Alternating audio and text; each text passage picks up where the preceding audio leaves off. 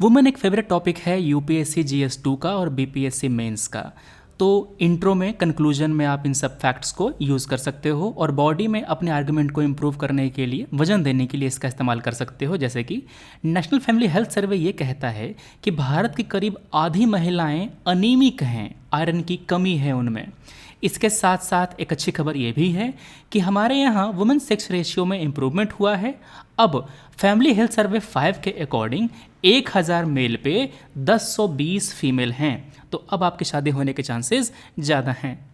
दूसरी बात ये, IMF ये कहता है कि जीडीपी 4 आना बढ़ जाएगा, मतलब 25% से बढ़ जाएगा अगर वुमेन का लेबर फोर्स में पार्टिसिपेशन मेल के जितना हो जाए। मतलब जितने लोग लेबर फोर्स में हैं उतनी महिलाएं आ जाएं तो हमारा जीडीपी 20% से बढ़ जाएगा।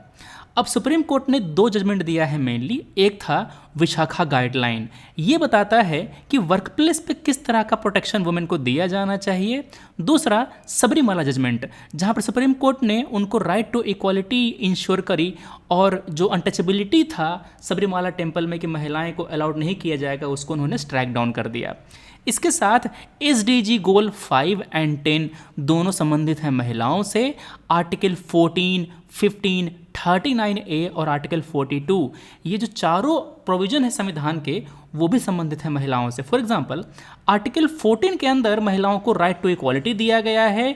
आर्टिकल 15 के अंदर ये कहा गया है कि सरकार स्पेशल प्रोविजन बना सकती है महिलाओं और चिल्ड्रन के लिए। दूसरा, DPSP में 2 आर्टिकल हैं। आर्टिकल 39 का क्लाउज D जो ये कहता है कि महिलाओं को और पुरुषों को इक्वल वर्क के लिए इक्वल वेज दिया जाएगा, और आर्टिकल 42 के अंदर मैटरनिटी रिलीफ का जो बेनिफिट है वो भी महिलाओं को दिया जाएगा। DPSP के इसी आर्टिकल को इम्प्लीमेंट करने के लिए भारत सरकार ने, पार्लियामेंट ने जो मैटरनिटी बेनिफिट एक्ट है वो इनेक्ट किया। तो ये बातें हो गई।